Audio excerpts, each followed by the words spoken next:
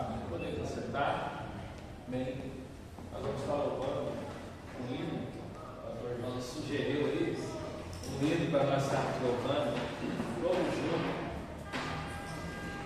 nessa tarde. Bem,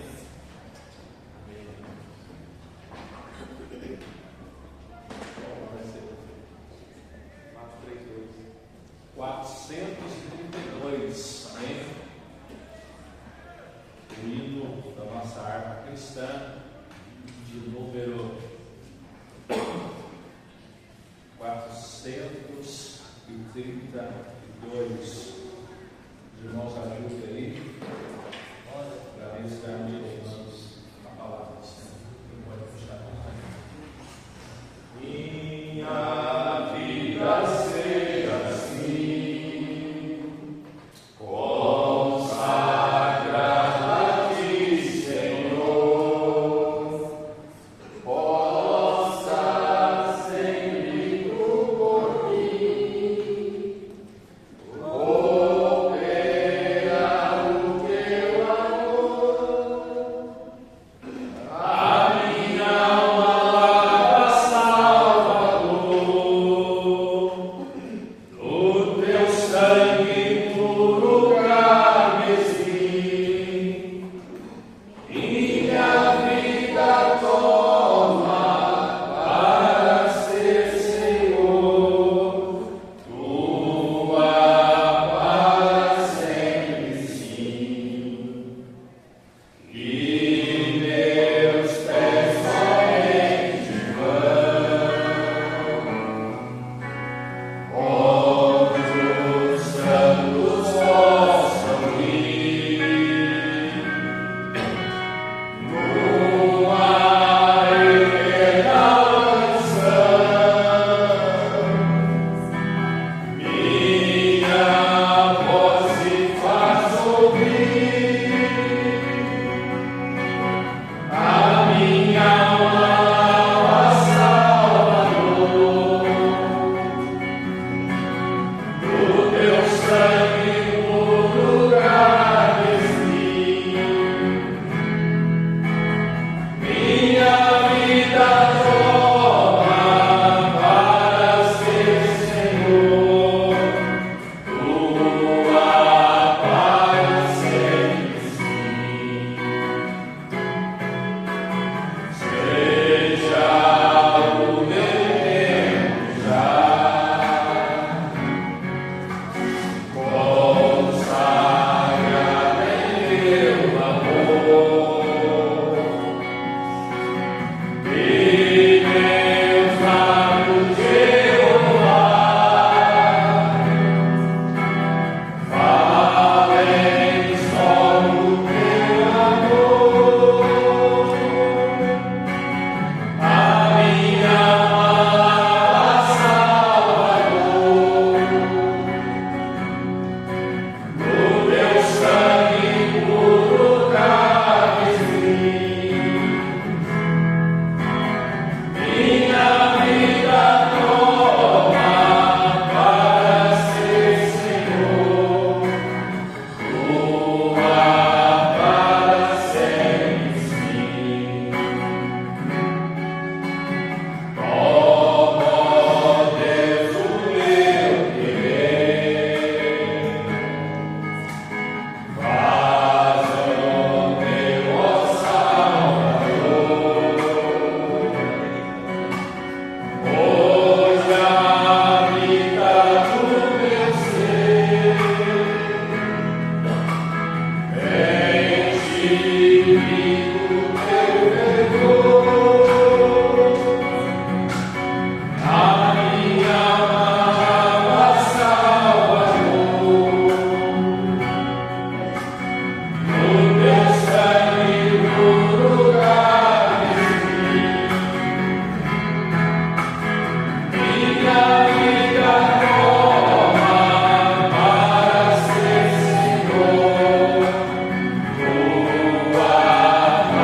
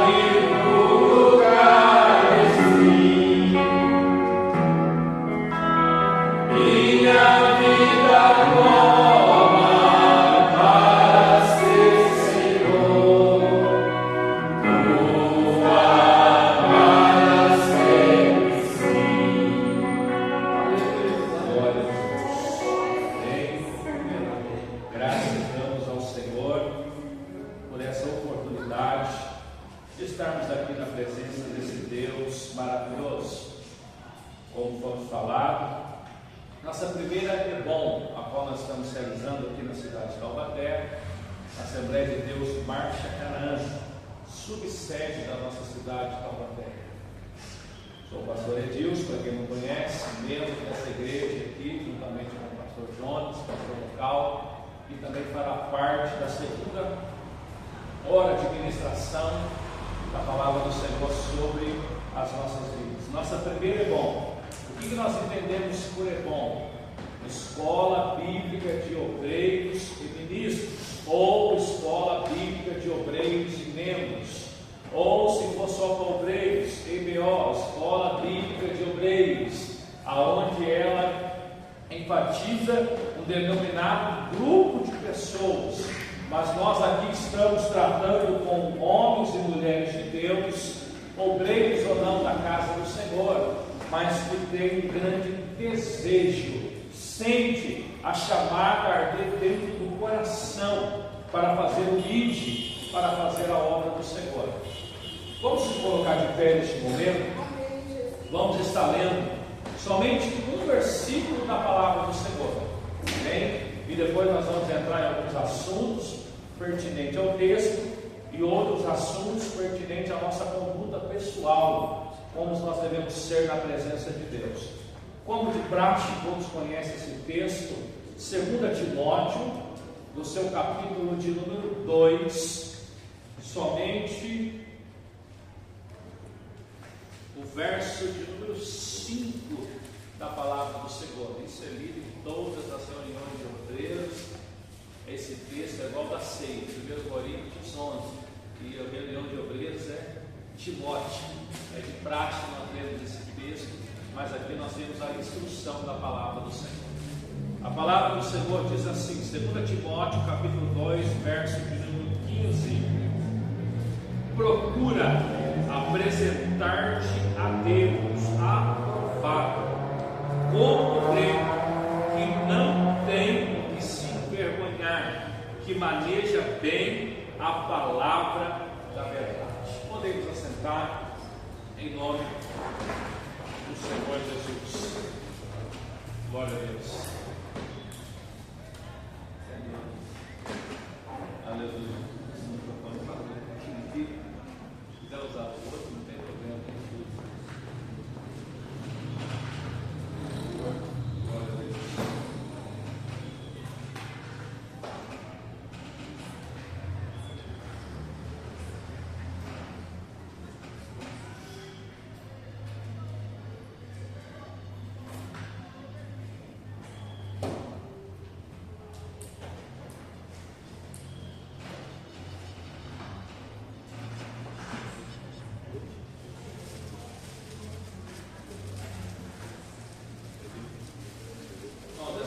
Como é a nossa primeira, a gente erra e acerta, né? Mesmo? Tá bom.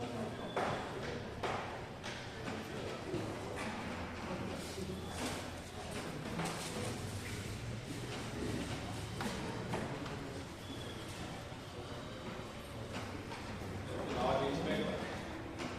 Vamos falar aqui. Glória a Deus. Glória a Deus. Glória a Deus. Amém.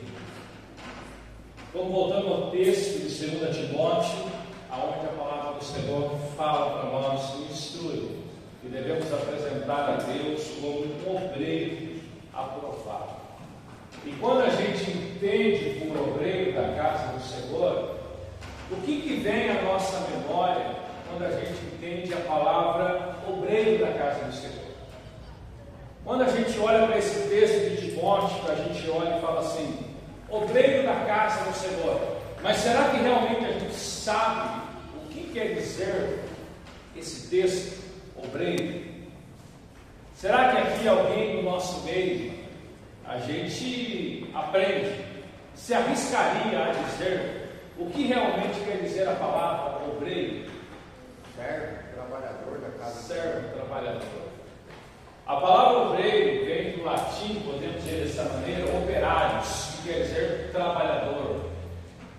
Então todos que estão aqui são obreiros da casa do Senhor. Aí entra a parte ministerial, que aí é um chamado, um propósito de Deus.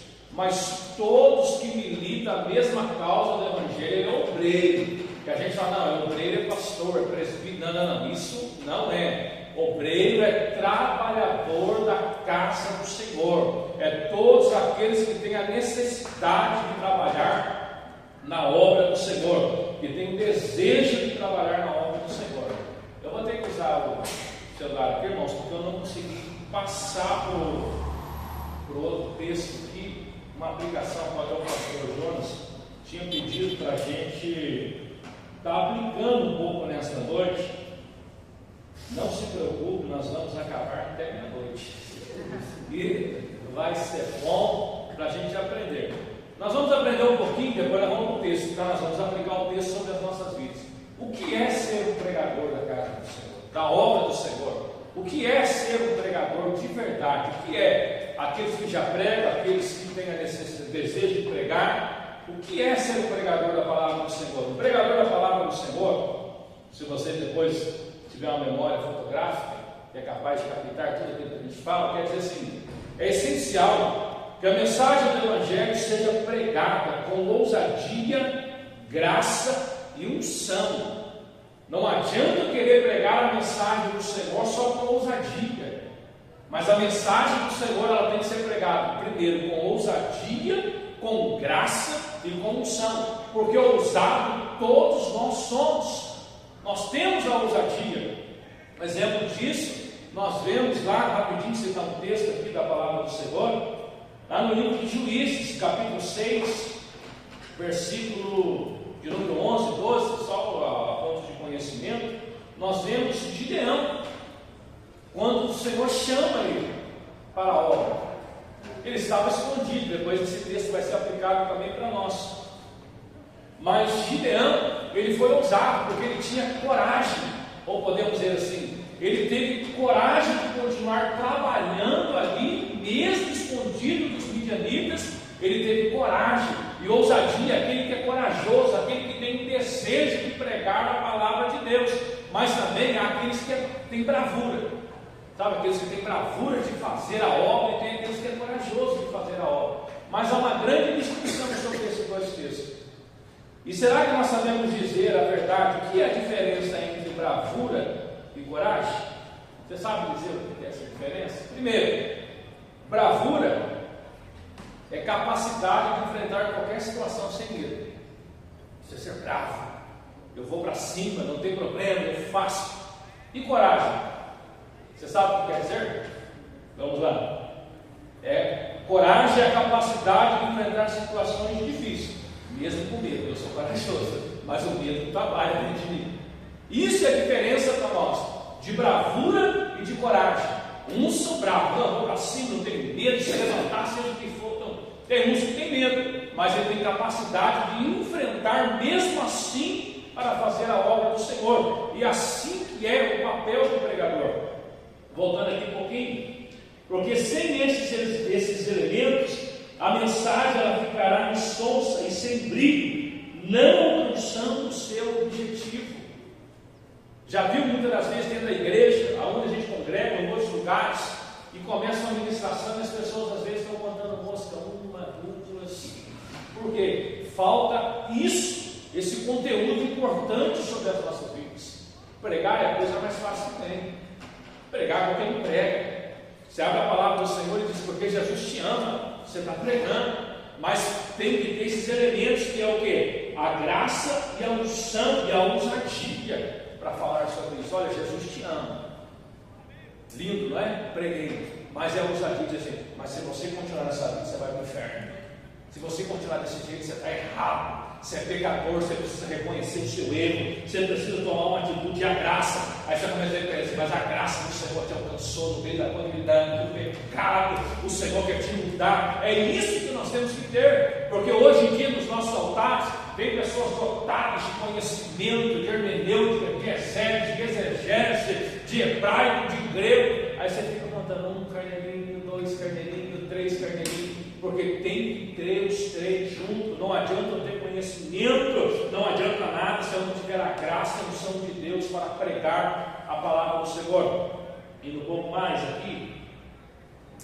E todavia há de se considerar na pessoa do pregador, existem algumas características de virtudes que são esperadas de todo aquele que deseja ser arauto do Evangelho.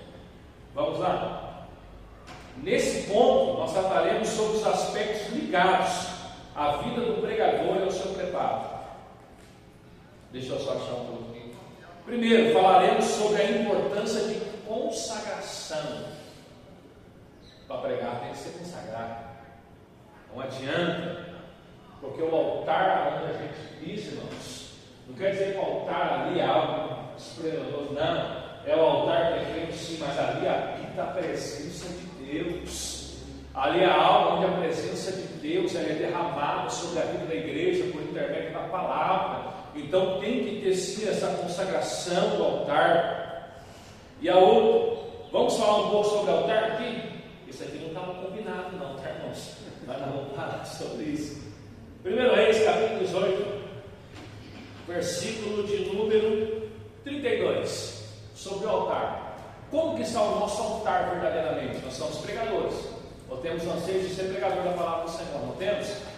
A palavra do Senhor fala aqui, 31.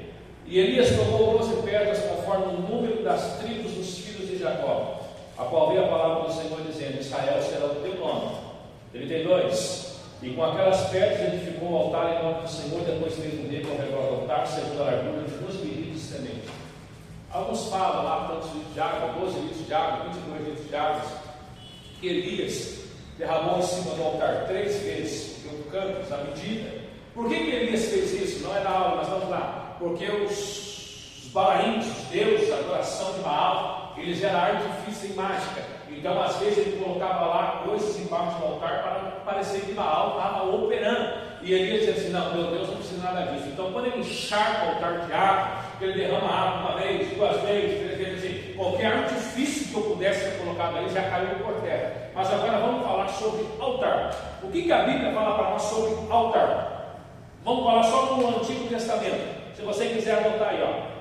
No Antigo Testamento, a Bíblia fala para nós sobre 4 tipos de altar. E isso tipifica para nós 4 tipos de altar. O primeiro altar, se você quiser colocar aí, chama-se altar de terra. Ele se encontra no livro de Êxodo, capítulo 20, versículo de número 24. Posso continuar? Primeiro altar, o altar de terra.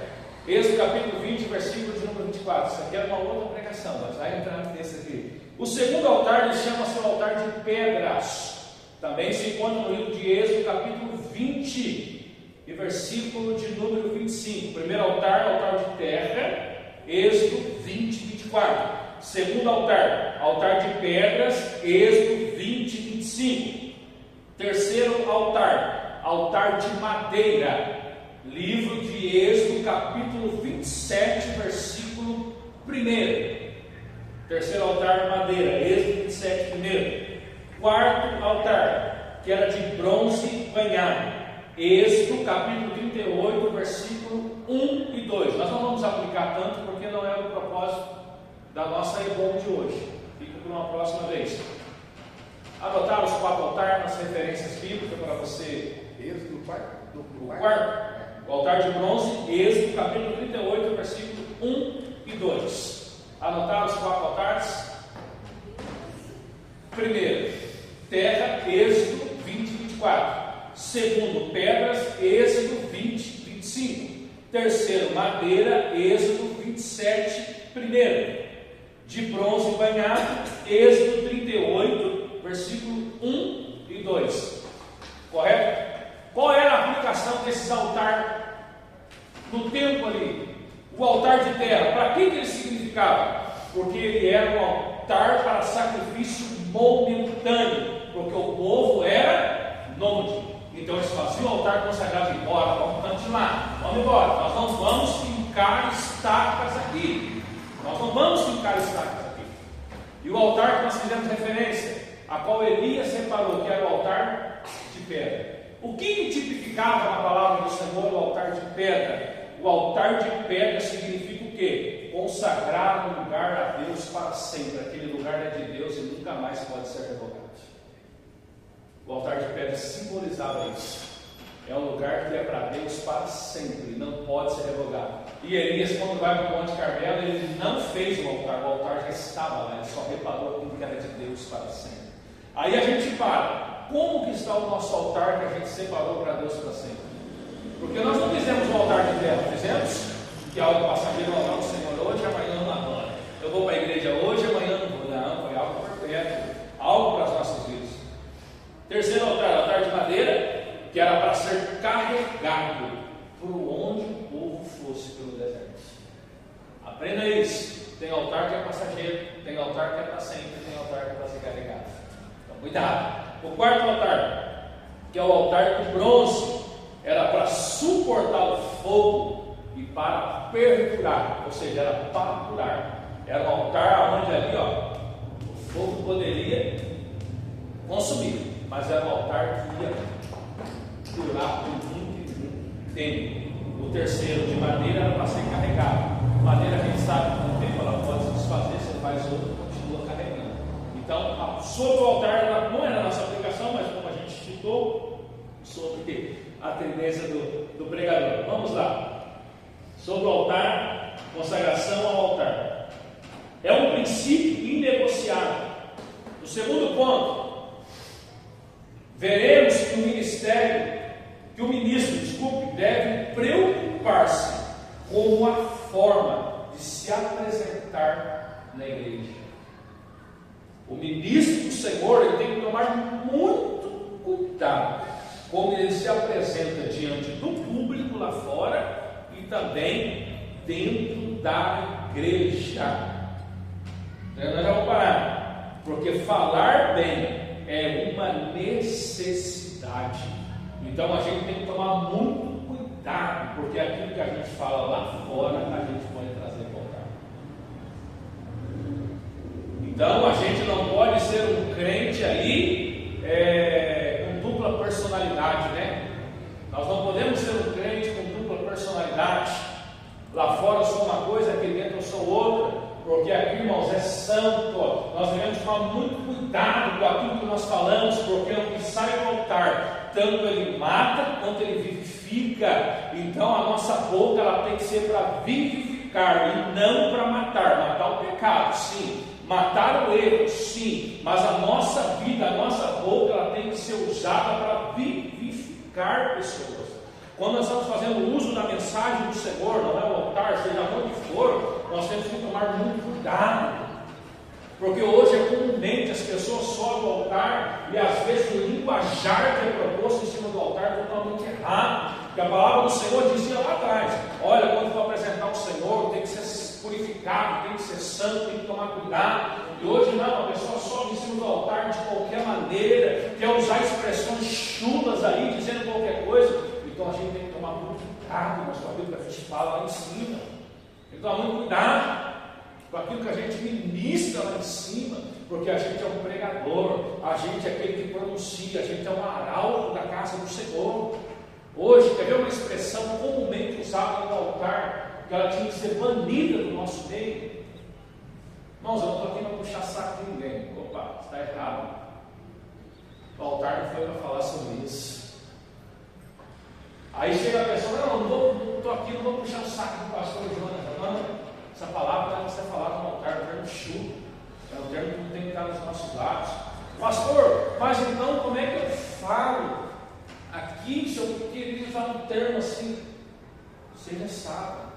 Não, eu não estou aqui para bajular o pastor, eu não estou aqui para esticar o tapete do pastor. Seja sábio. E hoje, comumente, a gente sempre ouve, já cansei de ouvir: eu não estou aqui por puxa-saquismo, eu cheguei aqui porque eu... Não, peraí, para com isso, o altar tem que ser santo. A gente usa muitas expressões erradas em cima do altar, a gente tem que tomar muito cuidado quando a gente está fazendo uso, porque a gente somos pregador e a gente é referência. Hoje eu em casa estava conversando com a minha esposa dentro de casa. Nós, obreiros, ministros da casa do Senhor, pais e mães, os nossos filhos são aquilo que a gente reflete, nós somos espelho. Então, se os nossos filhos estão errando, é porque nós estamos errando. Porque quando você olha no espelho, você vê: eu sou homem. Espelho: nossa, eu estou vendo uma mulher, o espelho está errado. Concorda comigo? Eu tenho que olhar e me ver eu mesmo. Eu mesmo. Então, se dentro de casa alguma coisa está errada, é porque o erro está em mim.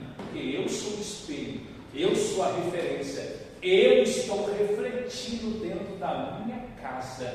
Então nós temos que tomar muito cuidado, mas principalmente nós, obreiros e ministros da casa do Senhor, porque nós somos referência só dentro de casa? Não, dentro da igreja, mas dentro da igreja é muito fácil, pastor. Todo mundo é crente dentro da igreja, passou do portão para dentro, é todo mundo de glória, todo mundo do aleluia, mas é do portão para fora. Então nós temos que ter referência sobre isso. Misericórdia. Vindo mais um pouquinho aqui, no terceiro ponto e no quarto, nós estamos abordando sobre os aspectos voltados à oratória. O que quer dizer uma oratória, irmãos? Nós temos que preparar a nossa dicção sobre uma oratória. Primeiro é bom, nós temos que aprender, depois nós vamos melhorar com o tempo, mas nós temos que tomar muito cuidado com a nossa oratória quando a gente está falando sobre a casa do Senhor, aquilo que nós estamos falando. O que quer dizer sobre uma oratória? É falar bem, é saber respeitar pontos e vírgulas da palavra do Senhor, uma boa oratória, uma boa dicção. Aí a pessoa já viu? Pega o microfone. Porque a palavra, irmãos, aqui não é narrador de roteiro, aqui não é leiloeiro, mas aqui nós estamos falando da palavra do Senhor. Porque a palavra do Senhor, libera, calma, seja sábio naquilo. A nossa oratória tem que ser boa. Nós temos que pegar o microfone e saber, olha, irmãos, vamos ler a palavra do Senhor. Aqui o texto que nós lemos, 2 Timóteo capítulo 2, versículo 15. Nós lemos, aí vem aqui, que a palavra do Senhor está para apresentar-te a Deus aprovado como obreiro que não tem roupa. Peraí, a palavra do Senhor tem ponto, um ponto muda uma frase, uma vírgula muda uma frase.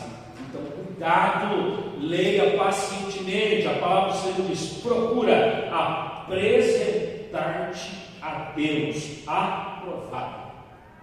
Procura Ele, se encontrar. Porque se você pula a palavra do Senhor, a conotação do texto, ela tem tantas variantes que a gente se perde, a gente erra. Então a gente tem que tomar muito cuidado, buscar, ler, ter uma boa dicção, ter uma boa oratória. Nós que somos obreiros, ministros da casa do Senhor, isso é muito importante.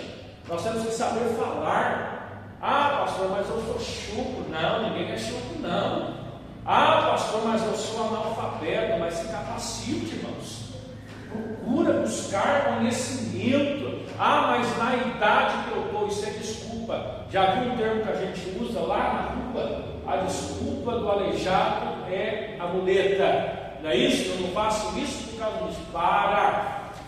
Ah, mas o Senhor me chamou tardiamente. Não. Aí você vai dizer assim, não, pastor, eu estou que nem aquela palavra, o Senhor não chama os capacitados, mas Deus capacita os escolhidos. Deus capacita, mas se você procurar se capacitar, não é Deus que vai abrir a sua mente e vai derramar um grego, uma hermenêutica, não é Deus que vai colocar para você as interpretações do texto, é você buscando, Deus vai te capacitando verdadeiramente. O capítulo que nós lemos, o 5, nós falamos sobre ética, incluindo a de culto. É de suma importância para que o pregador desenvolva postura, conduta e comportamentos que enalteça a Deus e sirva de testemunho para a comunidade. Ética e conduta em cima do culto, irmãos. Isso é de fundamental, é primordial. Nós que somos homens, olha bem para cá para você entender. Mulheres também, quando sendo no altar, já foi para o lugar que você sempre assim, não, está assim, né? Isso é errado, irmãos, porque perante o altar nós temos que ter comportamento, nós temos que ter conduta quando nós sentamos no altar do Senhor. Aí você chega lá, o obreiro está assim, cansado, meu filho. Agora não é uma mãezinha, irmãos, é a palavra do Senhor. Eu estou dizendo não, porque quando a gente vai lá para as instruções de Êxodo, nós entendemos o que Deus fala, como o sacerdote deveria se portar perante a arca do Senhor, perante o Santo do Santo. E hoje não, hoje senta no altar de qualquer maneira. Já cansei de ver o obreiro em cima do altar assim.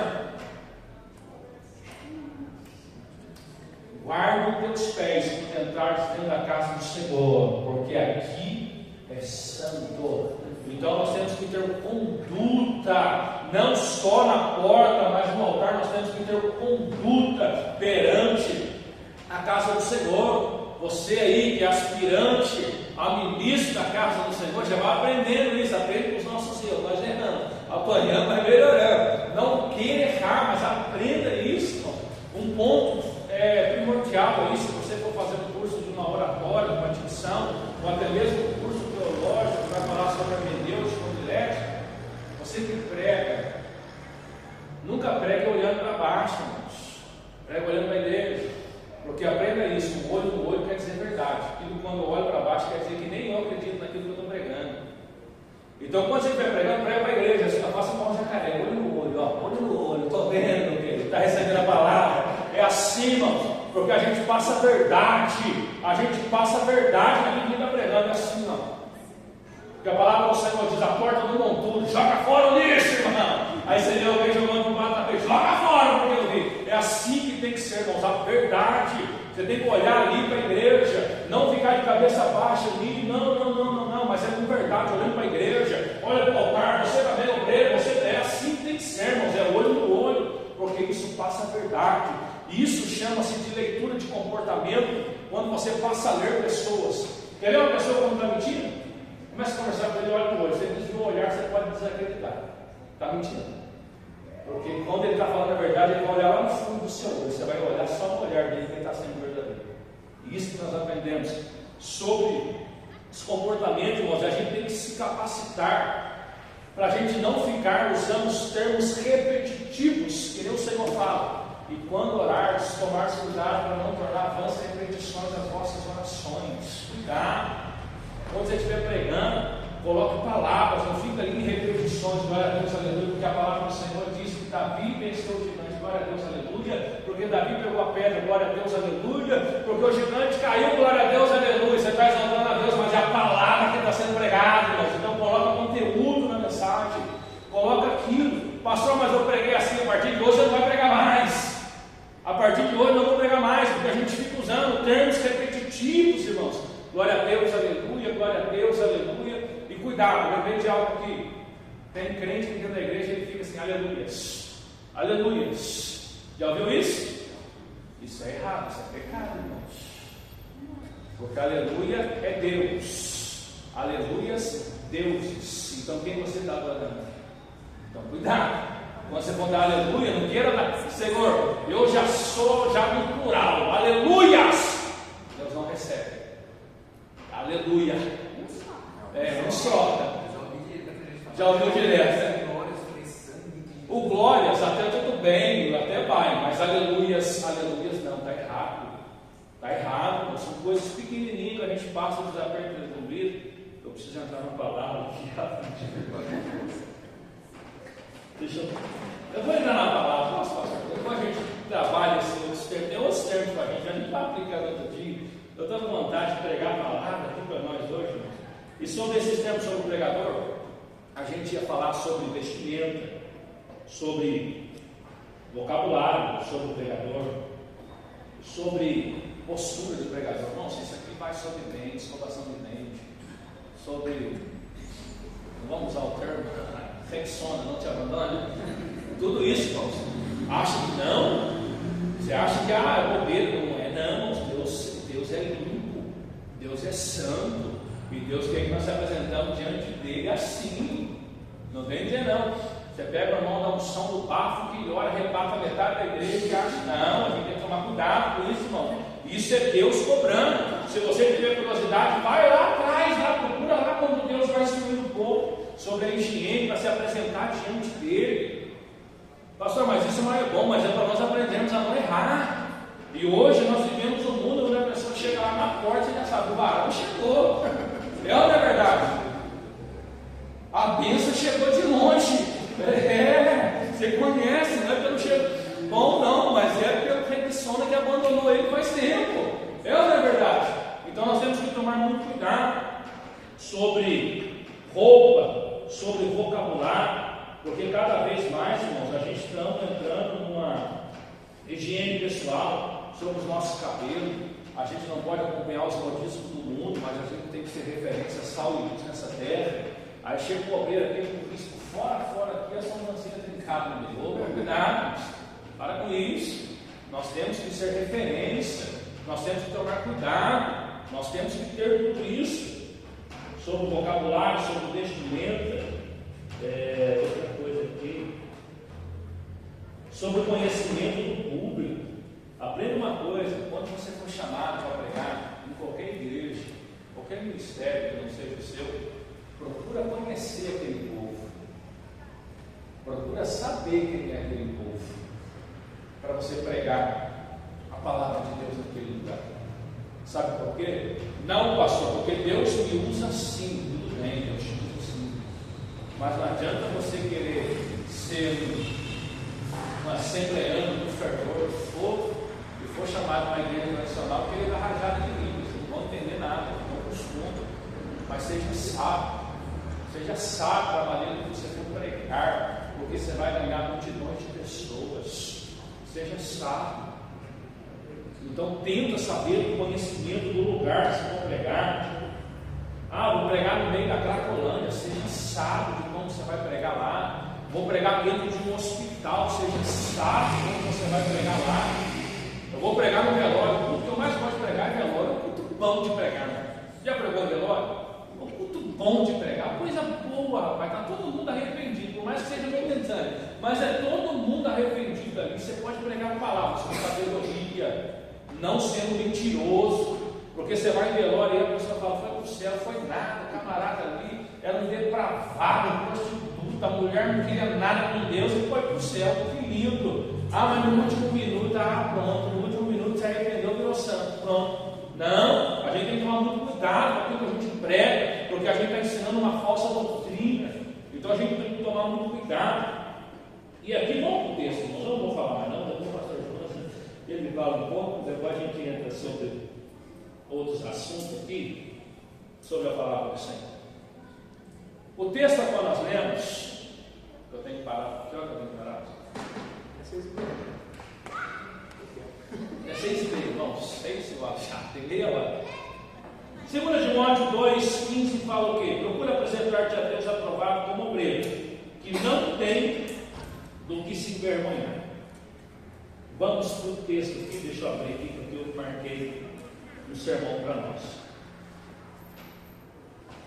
Quando nós vemos, irmãos, Paulo, que ele vai das instruções para a igreja, para o corpo de obreiro, você vai ver que primeiro Paulo ele trata com as igrejas, não é isso? Você vem vindo lá, Romanos, Filipenses, desculpa, eu não estou seguindo na ordem, os caras da minha cabeça não funcionam.